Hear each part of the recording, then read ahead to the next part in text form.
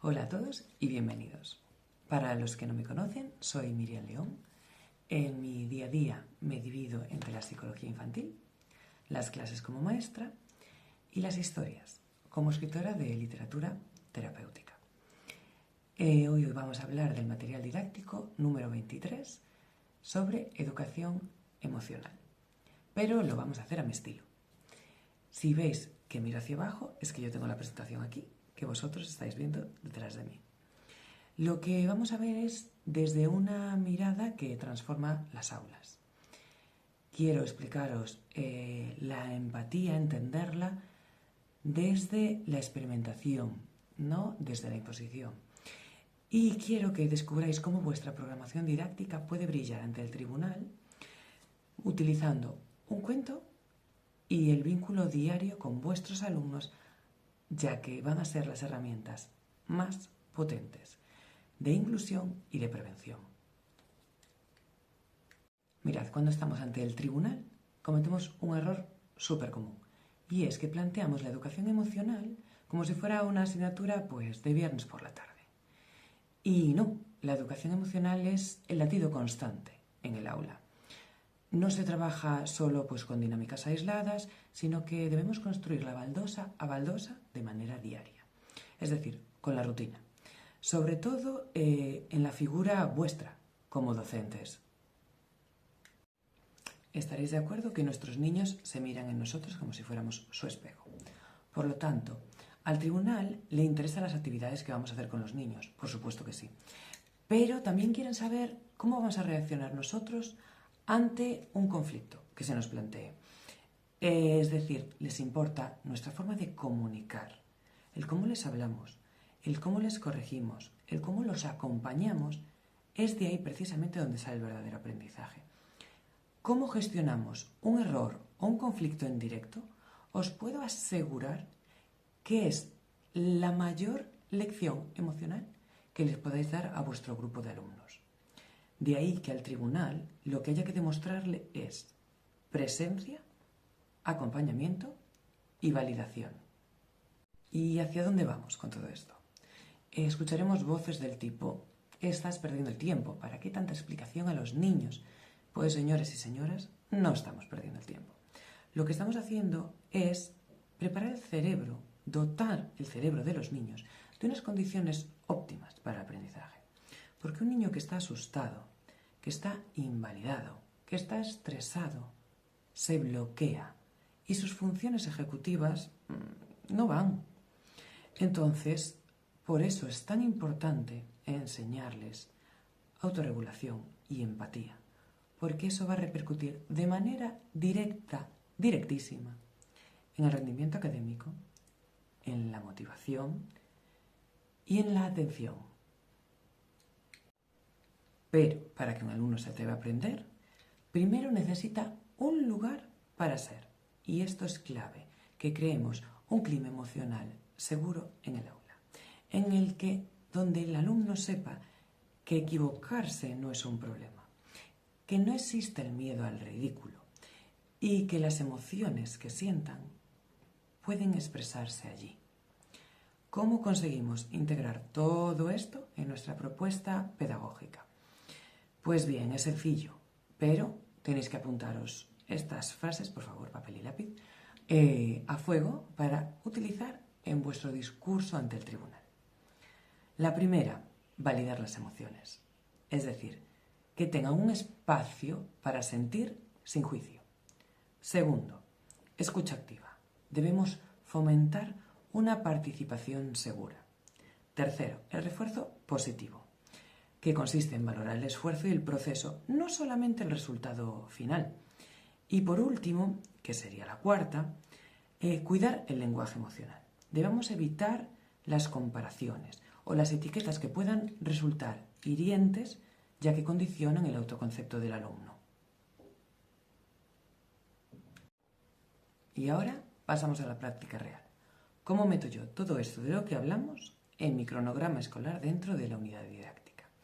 Bueno, pues es lo que yo llamo rituales con alma. Son, rutinas diarias que vamos a ir estableciendo y que nos sirve para que nuestro alumnado pueda contar de manera natural el cómo se siente por dentro. Y no sé si os fijasteis en la diapositiva anterior que había una ilustración monísima que os diseñé, que precisamente representa uno de estos rituales, que es la asamblea diaria. Para mí es un básico antes de empezar la jornada. Nos sirve para hacer como una valoración general del grupo, que nos cuenten pues cómo se sienten o qué logros han conseguido, o incluso para llevar a cabo dinámicas de grupo para gestionar entre todo pues ciertas emociones que igual de manera individual no son capaces de gestionar. Por ejemplo, el semáforo emocional, que os sale en la diapositiva, es un recurso para mí fantástico. Además es sencillo de hacer y yo lo suelo colocar en donde pues, se sienten los niños. Entonces, cada uno debe señalar la luz del semáforo con la que se siente identificado. Es decir, el color de su corazón, que no me salía. Si la luz es verde, el niño está tranquilo o feliz. Si la luz es la amarilla-naranja, está pues un poco nervioso, un poco preocupado. Y si ya es rojo, es que hay un enfado o una tristeza profunda, que ahí tendríamos que trabajar. Después, la otra opción es la emoción del día. Nos vale para hacer como un análisis más profundo. Y ahí pues les podemos preguntar cuándo aparece esa emoción, en qué parte del cuerpo la sienten. Y esto nos va a valer, y todos estos recursos nos van a servir para andamiar la inteligencia emocional a través de esta asamblea. Y ahora vamos con mi terreno predilecto, y que os puedo asegurar que si lo defendéis con pasión ante el tribunal, los tendréis en el bote. Y es la magia del cuento como recurso terapéutico. ¿Por qué? Porque a través de las metáforas y de los personajes, los niños hablan y hablan de manera natural, sin que se les pregunte, sin que se les interrogue. Ellos hablan de lo que sienten por dentro sin necesidad de una exposición directa. ¿Cómo? Los niños no hablan de su miedo, no hablan de su rabia, hablan de la del personaje. Entonces, con esa pequeña distancia que ellos establecen, ellos largan, os lo puedo asegurar. Y sirve muchísimo para que ellos trabajen la empatía de manera natural, entiendan conductas más complejas e incluso que reflexionen sobre sus propias frustraciones. Y otra opción sería esta, Los superhéroes del cole, que también la tenemos en edición en gallego. Bueno, yo os lo enseño para que lo veáis. Este cuento es una herramienta brutal para abordar temas de convivencia, de inclusión y prevención de acoso escolar en el aula. Además, nos vale para reforzar el empoderamiento del cuidado mutuo y lo convierte, pues, en un superpoder grupal. Y para mí, bueno, ¿qué os voy a decir que es mío? Pero funciona súper bien a través de talleres y los hace reflexionar mucho. ¿Por qué? Porque al final de cada capítulo se plantea una serie de preguntas. Por ejemplo, aquí en el medio te dice, ¿qué crees que van a hacer esos compañeros? Entonces, claro, ellos que están súper atentos cuando les lees el cuento, pues te van a contar sus teorías y eso sirve muchísimo para la reflexión. Además que cuento con una guía para que los profes puedan trabajar en el aula. Si os interesase de cara a trabajar unidades didácticas, solo tenéis que contactar conmigo. Os dejaré la web al final de la clase. Y creo que presentando recursos reales ganáis mucho en credibilidad.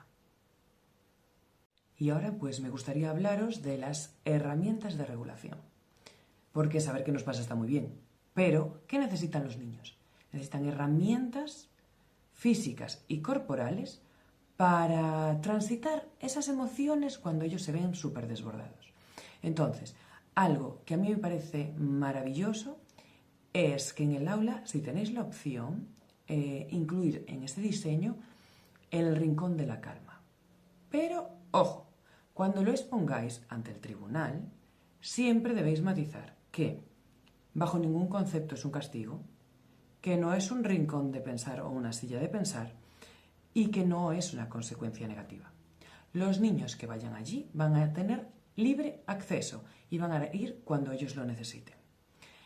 ¿Qué tenemos que tener allí? Pues un espacio cuidado en el que tengamos, pues por ejemplo, botellas sensoriales, no sé si se puede apreciar. En mi caso, pues tiene pues el color favorito del niño, que era el dorado, y las purpurinas. Entonces, les vamos a enseñar a cómo han de visualizar todo esto desde la calma, que la botella empieza muy agitada y que nos vamos a ir calmando con ella. Por ejemplo, pelotas antiestrés o squeezies que tienen los niños ahora, que aprietan y los ayuda a relajarse, mandalas para colorear o incluso imágenes que a ellos les ayuden a ir bajando vueltas, ir bajando revoluciones. Eso sería maravilloso, pero como os digo, siempre matizando que ir ahí es para estar calmado, no para castigar al niño, no para apartarlo del grupo.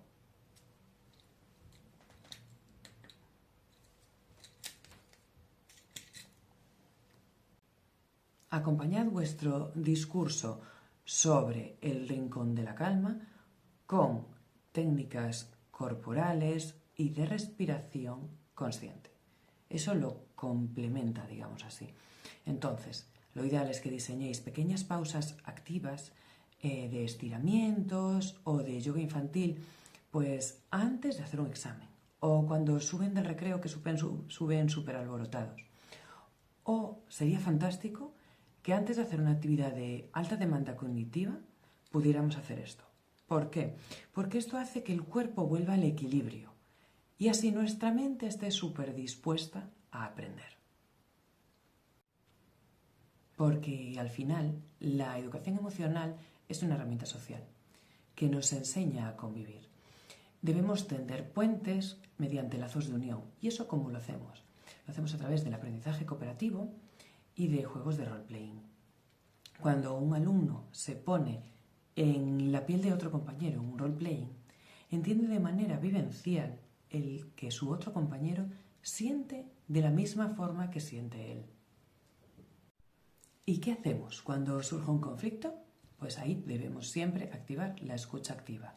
No debemos plantear una sanción mecánica en un papel, sino plantear una reflexión en la que nosotros como docentes acompañemos al alumnado. Y ahora os voy a decir 4 preguntas clave que al tribunal le va a encantar escuchar en vuestro discurso y que a vosotros os va a ayudar muchísimo para gestionar los conflictos. La primera es, ¿cómo te has sentido? La segunda, ¿cómo crees que se ha sentido el otro? La tercera es, ¿qué podríamos haber hecho de forma distinta? Y la cuarta es, ¿cómo podemos solucionar esto desde la palabra y no desde el primer impulso?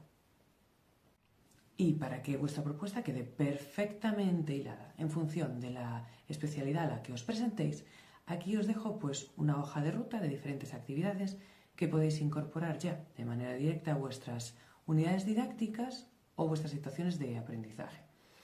Algo para ambas, por ejemplo, que me parece pues innegociable, es que en ambas etapas se realice la asamblea. O sea, me parece primordial.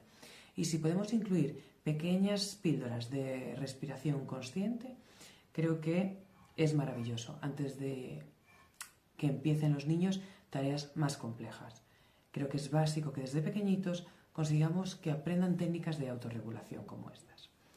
Si luego, por ejemplo, tu especialidad es infantil, creo que ahí triunfan los recursos que son tangibles, simbólicos. Por ejemplo, el libro del monstruo de colores, el libro de los miedos, trucos para enfrentarlos, por ejemplo, que os enseñaba antes. Otra cosa que funciona genial son los dados de emociones para jugar en grupos pequeños. Si queréis la plantilla de este, lo tenéis en mi web, que os la dejaré al final. También trabajar con marionetas o el yoga infantil es fantástico. Si tu especialidad, por el contrario, pues es primaria, ahí ya buscamos herramientas con una mayor introspección, mayor madurez social. Ahí, por ejemplo, tendríamos el cuento que os enseñaba antes, de los superhéroes del cole, dinámicas de role-playing. Es algo muy guay cuando en las clases se instalan las cajas de emociones, cajas de preocupaciones, en la que los niños pues meten un papelito de cómo se sienten. Y luego el profe, pues de manera anónima, salvo que ellos quieran decir quiénes son, saca el papelito y entre todos pues hablan de pues cómo podrían ayudar a gestionar a esa persona. Creo que está muy interesante. Luego otra opción son los debates guiados, ante pues, diferentes dilemas, problemas en el recreo o en algunas clases. Cartas de agradecimiento. O sea, me parece algo súper bonito que sin más tú a un compañero le puedas escribir dándole las gracias pues porque te ayudó en una tarea, porque en el recreo pues jugó contigo cuando estabas solo. Creo que es una dinámica que funciona muy bien. Y luego, por último, el diseño de historias sociales. Creo que también están muy guay. Y bueno, ahora quiero despedirme ya. Pero quiero despedirme con una frase que resume toda mi filosofía y que por supuesto podéis hacer vuestra para vuestra defensa en el tribunal. Y es que los mejores momentos para educar aparecen solos y que un conflicto en el recreo es una oportunidad de oro para aprender. Porque como os he venido diciendo durante toda esta clase, es que la educación emocional no es rellenar fichas de caritas sonrientes o tristes. Es otra forma de mirar, otra forma de estar presentes, de habitar en la escuela. Si vosotros conseguís demostrar que detrás de toda vuestra programación hay un maestro o una maestra real, sensible, que está presente, que sostiene y que acompaña, no lo dudéis, la plaza va a ser vuestra. Os deseo muchísima suerte en la preparación de vuestras oposiciones.